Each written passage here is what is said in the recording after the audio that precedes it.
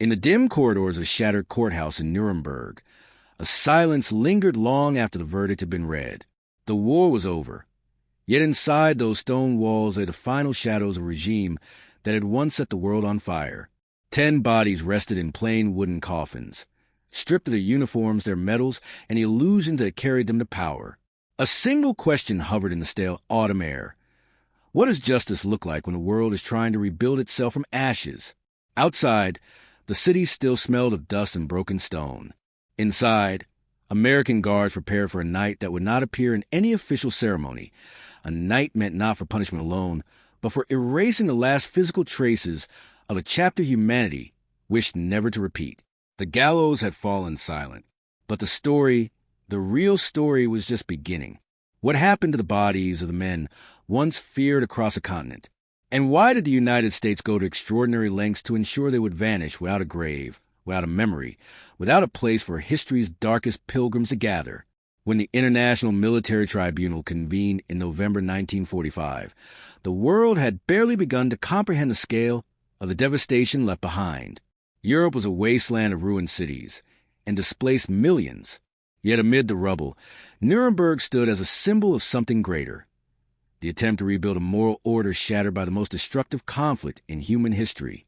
The tribunal gathered not only to punish individuals, but to define, for the first time, the boundaries of responsibility in modern warfare. 24 leading figures of the Nazi regime were placed before the court. Their uniforms were gone, replaced by plain prison garments. Their titles, Reichsmarschall, Foreign Minister, SS General, reduced now to legal designations on a docket. Hermann Göring, once the second most powerful man in Germany, sat at the center of the front row, his confidence barely masking the weight of inevitability. Beside him were men who had shaped the machinery of oppression: Joachim von Ribbentrop, Ernst Kaltenbrunner, Alfred Rosenberg, Hans Frank, Wilhelm Frick. Each carried a legacy of destruction that extended from Berlin to Warsaw, from Rotterdam to the steppes of the East. Outside the courthouse, the U.S. Army worked quietly to prepare for what would come after the judgments. The responsibility fell on them not just to guard the defendants, but to ensure that whatever followed would not create relics for future extremism. American officers understood the unsettling truth. A grave could become a shrine. A headstone could become a rallying point. And the world was not yet stable enough to risk new mythologies built on old horrors. Inside the tribunal chamber, the testimonies were harrowing. Evidence of forced labor, mass executions, deliberate starvation, and the destruction of entire communities filled the proceedings. By the time the judgments were announced on October 1st, 1946, the moral clarity of the verdicts was undeniable. 12 death sentences were issued. 10 of them would be carried out. Goering would not live to see the gallows. As the date of execution approached, the U.S. Army constructed 2 gallows inside the Palace of Justice Gymnasium. The wooden platforms, assembled in haste, reflected the urgency of the moment. Master Sergeant John C. Woods, the man selected as executioner, carried with him a peculiar mixture of confidence and notoriety. His record was uneven, his methods questioned, yet he remained the appointed instrument of the tribunal's final judgment. But even then, behind the procedural steps and the formal announcements, another plan was being shaped quietly, one hidden from the public, from the press, and even from many within the military hierarchy. When the last sentence had been carried out, the United States intended not simply to end these men's lives, but to erase the physical remains that could someday fuel dangerous reverence. It was a decision born not from vengeance, but from a stark calculation about history, memory, and the world that was struggling to rebuild itself. The night of October 16th, 1946, settled over Nuremberg with a stillness that felt unnatural for a city accustomed to the noise of reconstruction. Inside the Palace of Justice, the lights burned late. American military police moved with deliberate steps, their uniforms crisp, their expressions unreadable. They were not here as soldiers in a war, but as custodians of the judgment the world had demanded. The first prisoner was led from his cell shortly after midnight. Shackles clinked softly against the stone corridor as he walked toward the gymnasium, where 2 wooden gallows stood waiting. The structure looked almost improvised, its beams hastily sanded, its ropes newly tightened. There was no ceremony, no gathering of crowds, only a faint echo of footsteps and the steady scratching of pens as official witnesses recorded every detail. Then came the unexpected blow. Hermann Göring, the most prominent defendant, the man who presided over the Luftwaffe and the Nazi police state, was found dead in his cell. A glass vial of cyanide, expertly concealed until the final hour, had thwarted the gallows. To the guards, it felt like a final act of defiance, a deliberate attempt to control the one thing he had left, the manner of his death. His body was quickly moved aside, photographed, catalogued, and stored. But his absence cast a strange tension over proceedings. The executions proceeded nonetheless. Joachim von Ribbentrop, Hitler's foreign minister, stepped onto the platform with a trembling that he managed to disguise behind a stiffened jaw. Master Sergeant John C. Woods, the American executioner, adjusted the noose with a confidence not entirely supported by his inconsistent record. When the trapdoor fell, the sound reverberated through the gymnasium, a heavy wooden thud followed by an unsettling silence. The death was slow, too slow. Witnesses later described a drawn-out strangulation rather than the swift neck break expected of a professional hanging. The pattern repeated through the night. Several prisoners struck the edges of the trapdoor as they fell, the opening too narrow for their bodies. Some struggled for breath for over 20 minutes. Woods worked quickly, almost mechanically, yet his hurried methods only deepened the sense that the machinery of justice had become entangled in human imperfection. It was, in every sense, a grim spectacle, yet one carried out with the weight of history pressing upon every participant. By the time the final body was removed, dawn was creeping over the ruins of Nuremberg. The executions were complete, but the mission was not. American officers gathered in a small briefing room upstairs, away from the press, away from the public eye. They reviewed orders written in plain but unmistakable terms. The remains of the executed were not to become relics. They were not to be buried, commemorated, or given any location that could become a place of pilgrimage.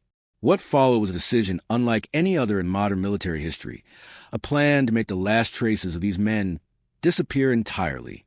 The dawn following the executions carried with it no sense of finality.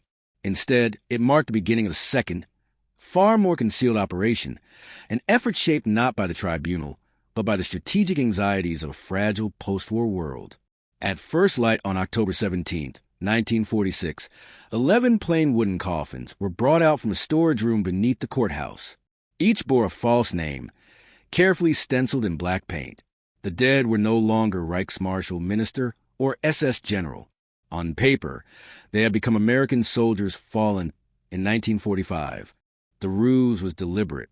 The United States wanted no record, no trace, no possibility that future generations of extremists might gather at a burial site to mythologize the men whose actions had plunged continents into chaos.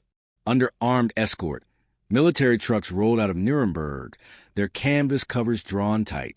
The convoy moved south toward Munich in silence, the autumn air cold against the metal frames. Inside the trucks, the coffins shifted slightly with each turn, a muted reminder of the burden they carried. By mid-morning, the vehicles reached the Ostfriedhof Cemetery. Its crematorium, built long before the war, stood as an austere brick structure against the gray sky. The American officers informed the German staff that the remains of 12 U.S. servicemen, recently recovered, were to be cremated in accordance with family wishes. The explanation was accepted without question. Few would dare challenge the authority of an army that had liberated the continent only a year earlier. For hours, smoke drifted from the tall chimney as the cremation chambers glowed red behind heavy iron doors. One by one, the bodies of convicted war criminals were reduced to ash, watched closely by military police. Careful notes were taken. False identities matched to the labeled urns. Nothing was left to chance. The goal was to ensure that the remains could never regain the symbolic power that their owners once wielded. But even the urns themselves were not permitted to survive. That evening, a small detachment transported them to a quiet stream just outside the city, the Wensbach, a modest tributary of the Isar River. The soldiers stood along the bank, the water moving gently beneath a thin cover of fallen leaves. One by one, they opened the lids, tilting each urn until the ashes drifted into the current. The particles spread into the dark water, dissolving into the flow, carried away without ceremony, without witnesses, without the possibility of remembrance. When the final urn was emptied, The soldiers smashed the containers under their boots, the fragments scattering like broken pottery across the river stones. Then they left, their footprints fading on the damp earth behind them. In that moment, the physical legacy of the Nazi leadership disappeared entirely. No graves, no headstones, no relics, only the cold, clear calculation that some pages of history must remain closed to prevent the wrong hands from reopening them. From the American perspective, the decision to erase the physical traces of the Nazi leadership was not an act of vengeance, but a deliberate strategy shaped by lessons learned from decades of political extremism. U.S. officials understood that symbols, graves, memorials, relics, possess a strange durability. They outlive empires. They nourish myths. And in the uncertain climate of 1946, when Europe was still bleeding and ideological movements simmered beneath the rubble, the United States could not risk granting future radicals a rallying point disguised as a tomb. In Washington, policymakers viewed the Nuremberg executions as the beginning of a broader campaign to establish a new international order grounded in accountability. America had emerged from the war not only victorious, but morally obligated to guide the reconstruction of Europe. This meant preventing any cultivation of martyrdom around men whose crimes had destabilized the world. The destruction of their remains was, in its stark finality, a continuation of the tribunal's mission. Justice without glorification, conclusion without commemoration. Globally, the reaction was more complex. Many nations supported the firm American stance, seeing it as a necessary step towards safeguarding peace. Others questioned whether obliterating all traces of the executed men risked obscuring historical memory. But such debates remained theoretical. What truly defined the post-war narrative was the precedent the United States helped establish, that international law could reach individuals at the highest levels of power, and that the world had a responsibility to prevent dangerous ideology from rerooting in the ashes of its own destruction. For Americans, this commitment resonated deeply. The war had cost thousands of lives, and the sacrifices made on beaches, forests, and icy roads across Europe had given weight to the moral authority claimed at Nuremberg. Ensuring that the symbols of tyranny did not survive felt like an extension of that sacrifice, a final measure to protect the peace that had been bought at such a high price. The world would move forward with new institutions, new alliances, and a new understanding of global responsibility. Yet the quiet disappearance of the ashes in the Wensbach stream remained a reminder that the most decisive moments in history are not always recorded in courtrooms or treaties. Sometimes they occur in silence, carried out by ordinary soldiers under extraordinary orders, shaping the memory of a century without leaving a stone behind. By the time the last shards of the broken urns disappeared beneath the surface of the Wensbach, the United States had completed a quiet but decisive act, one that would echo far beyond the boundaries of post-war Germany. The men whose ambitions had once consumed continents now drifted as unmarked particles in a modest stream, scattered into waters that flowed without ceremony toward Isar and eventually into the wider currents of Europe. Their final journey was anonymous, irreversible, and intentionally without a trace. Yet the significance of that moment did not lie in the erasure itself. It lay in what the erasure represented. A world learning, painfully, how to confront its darkest chapters without allowing them to harden into symbols. The Nuremberg trials were never meant to rewrite the past. They were meant to guide the future. They established that no position, no rank, no ideology could shield someone from accountability.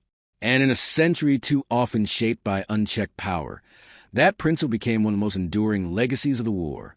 For Americans, the lessons ran deeper still. The soldiers who stood along that quiet stream were heirs to a tradition of service that demanded clarity of purpose even when the task was uncomfortable. They were not erasing history. They were ensuring that its most dangerous fragments could not be repurposed into myth.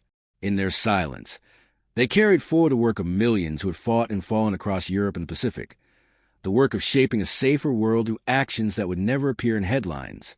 History is rarely defined by triumph alone. It is shaped just as profoundly by the choices made in the shadows, by the restraint shown when vengeance might have been easier, by the quiet acts that reinforce the boundaries of a just society. The disappearance of Nuremberg ashes stands as one such moment, a reminder that justice does not end with verdict nor with a sentence, but with the responsibility to protect the generations that follow. As we look back on that night and the currents that carried those ashes away, we are left with a question that belongs to all of us. In a world still wrestling with extremism and the fragile nature of peace, what lessons are we willing to carry forward? If this story resonates with you, I invite you to share your thoughts below. And if you value these deeper explorations of military history, consider joining us for the next chapter. The battles may be over, but the history is still being written.